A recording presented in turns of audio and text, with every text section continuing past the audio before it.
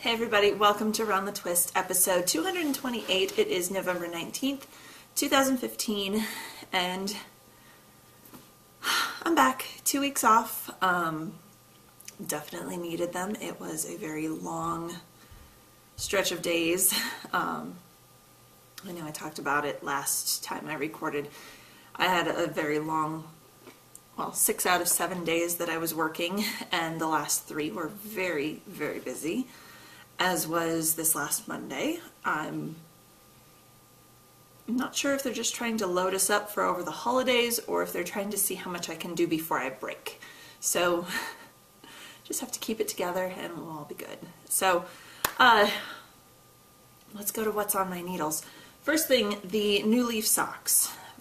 These are out of Gail's Art Special Secret Sock Blank.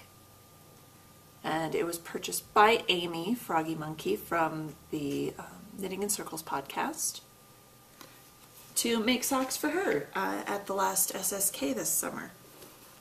So I have the first one done, have had for quite a while. I got my friend Sarah to try it on. I believe I talked about that in the last show, of course. Kamikaze Leap, there we go. First sock is done. It fits Sarah, who's actually like a full size smaller than Amy. And she said it was fine, so maybe I just like my socks a little bit more snug fitting on the foot. But if Sarah said it's okay, that means it should fit Amy fine. So first sock is done. Second sock, I've gotten quite a lot done on. This has kind of been my go-to project this week, the last 2 weeks I should say. This is the second sock. And I had just gotten a little bit into the stockinette section last time. So I'd finished the ribbing up here. It was a little ways, I don't remember exactly how far, I was probably right about here or so. And obviously I've finished the cuff. I did the heel flap, I did the heel turn, I have finished the gusset, and I'm inch and a half out the foot. The only thing I'm not liking about this sock versus this sock. The first sock it was almost a very smooth transition. You almost can't even tell that I stopped knitting here, did all this, and then came back. It actually transitioned really well. This one, obviously, there is a very, very abrupt transition down the top of the foot. So hopefully Amy won't mind. I've got a foot, 13 inches left of the sock blank. Plenty, but less than half an inch away from getting into the leaf part, so there will be some of those little red blips that appeared on the first sock where the stenciling was. On the second sock it'll just be further down rather than sitting in the middle, so yeah. I'm liking it so far. I'm excited. I should have checked the mail before I came in here because I signed up for the Gail's Art Sock Blank Club, and the first one that was mailed out earlier this week or late last week, so it should be in our mailbox. So I might have to run out and get that, and I'll show you guys next week what the first sock blank was for the sock club. So a lot of knitting done on this. I actually did quite a bit. Well, I say quite a bit. I got like an inch and a half done while I was at the hairdresser today.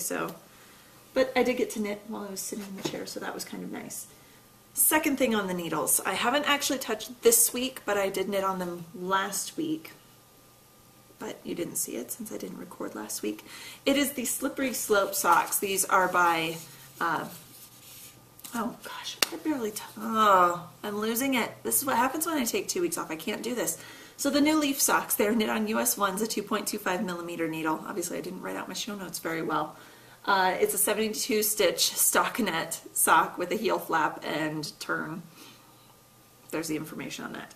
This, the second sock, the Slippery Slope socks, is by Melissa Meliabella of the His and Hers podcast, which has started up season 2 after a long hiatus. She designed these for a kit that is being released through Tangerine Designs. And that's the sock, and last week I had the cuff almost done. I think I did 1 or 2 more repeats.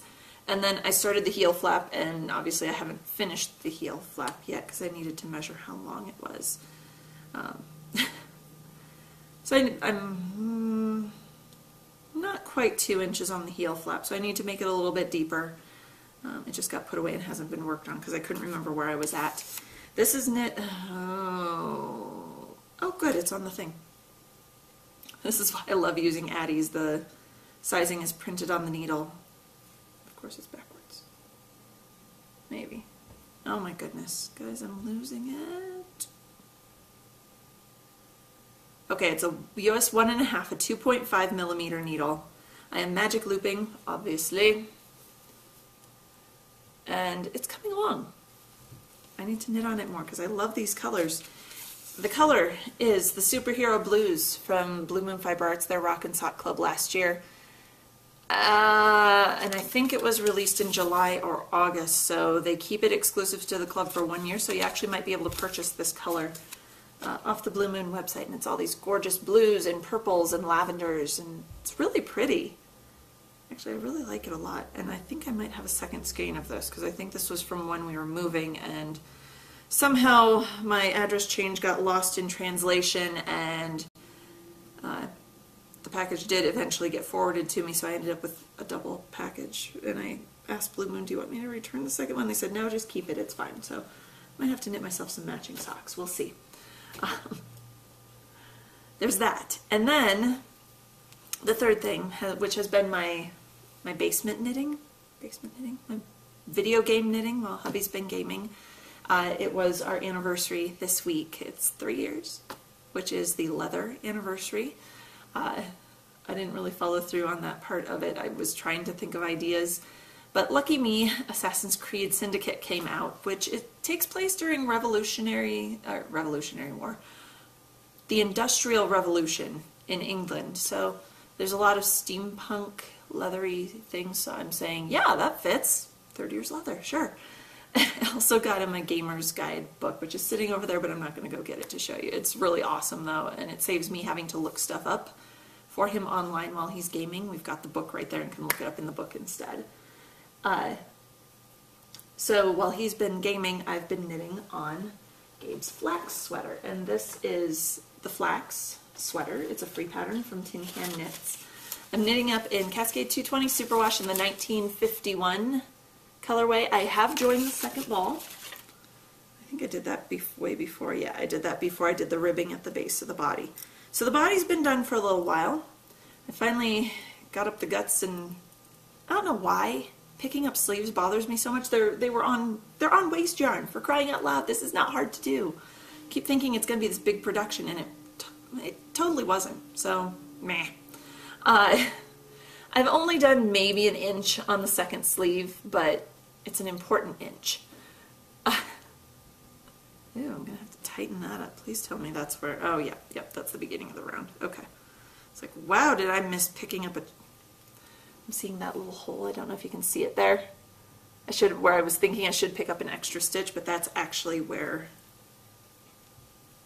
yeah, that's where I joined the sleeve, so. And it goes away, cool. Knitting the sleeves on a US 8, which I think is a 6 millimeter. You know, it's a 5. Let me look. This is why I keep notes. It is a 5 millimeter needle. Wow, I'm glad I didn't say a 6. That's probably like a 10 or something.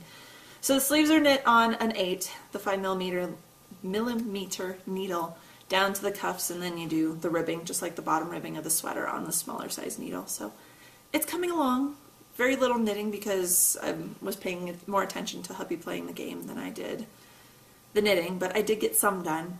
Also, the soundtrack for Assassin's Creed, while it's very good, it's not quite as knitting motivational as it was on Witcher 3. Because every time there was a battle or the main character was fighting monsters on Witcher 3, I know I've talked about this before, the music really picked up and got going faster. It would make me knit faster. The music in Assassin's Creed is kind of very even-keeled, and I'm just kind of knitting along, and I don't notice me picking up speed, so it kind of stinks, but I know there's another expansion of Witcher 3 being released after the new year or in the spring, so I have that to look forward to, but I need to get going on this because it's getting colder here, and we had random snow the other day. Yeah, so baby boy needs his sweater because his sister's is done. So that's it for what's on my needles. Working on that, and then pokey things. I did do some stitching when I discovered I wasn't knitting that fast, and I felt like, yeah, I've accomplished a lot on that sweater. I pulled out the Very Merry Christmas Town from Frosted Pumpkin Stitchery. I still have it hooped on the candy shop. So I felt like I accomplished quite a lot, but it's a lot of bitty little things. So, oh yeah, that's right. What I managed to finish this week. I finished up that last top row of blue in the sign. I filled in the candy shop words, which when I was doing them, for some reason, I'm stitching them and I had to look at the pattern a couple times because I was like, it's candy shop? I swore it said candy store. No, it's candy shop. I've done a little bit down here with filling in the candy jars and then, excuse me, doing the little, I guess the sprinkles. I don't know what else to call them, the little color blips that are on the sign here. I've only done 2 of the 4 colors, so I think there's a red and a green as well that will get filled in up here. And those colors coincide with the missing areas on the candy jars down here as well. I got Mrs. Claus's little rosy cheeks put in. I haven't done her mouth yet because I haven't gotten to that color. And I got the swags at the top. Okay, so at the top of the sign, are going to be little candy canes, and there's these little pink swags in between each candy cane that supports them. Well, I didn't read the pattern very well, and I just kind of assumed everything was identical. Yeah, completely not. The second swag, and basically every other swag, I think there's 5 going across the top, every other swag is wider by 1 stitch. So I did them like this, like the skinny little ones on either side here, before I went back and realized, no, that's not, the third one's not centered right over the right, and then I saw it's 6 wide, not 5 wide. So I did have to do a little bit of ripping, but not a whole lot. Thank goodness I caught it before I'd gone all the way across. The only reason that was because I had finished the current thread that I was on, and I needed to start a new one, and I was like counting and going, that's not lining up right. So I'm hopeful, but not too hopeful that by next week I'll have the candy shop done. We'll see. Hubby wants to game tonight, so I don't know if I'll knit or if I will cross stitch. We'll see how cold my hands are. It seems like the colder my hands are, the less I want to knit. I'm getting old. I'm getting old. It hurts my hands to knit when they're cold. So I tend to cross stitch more when we're down here in the basement than knit, or I knit on the bigger projects. That's why the flax sweater is down here, because the little bitty things, when my hands are cold, everything just kind of starts to ache, and I realize that's probably the beginnings of arthritis. I don't want to think about that. I know it's coming. I know it is. It's just going to happen. So I'm getting older. The little aches and pains are kicking in. So, and that's it. That's all I have. Work, like I said, has been crazy busy. We've been getting a lot of new patients in, which is my job now as admissions nurse. And the babies are growing like weeds. They're eating like horses. We're going to have to probably take out a second mortgage on the house just to afford the grocery bill when they turn into teenagers. We'll see. Oh, we did have one thing happen. If you're on Instagram, you've probably already seen this.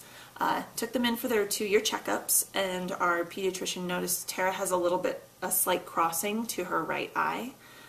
So gave us, which I'd kind of noticed in taking pictures, but I just attributed that to, someone comes at you close with an object like a phone, that you start to focus on the closer object, and everyone goes cross-eyed with that. So I kind of assumed it was something to do with that. But our family practice doc that we go to was like, you know what, just my peace of mind, let's send her to the pediatric optometrist, who they are very good.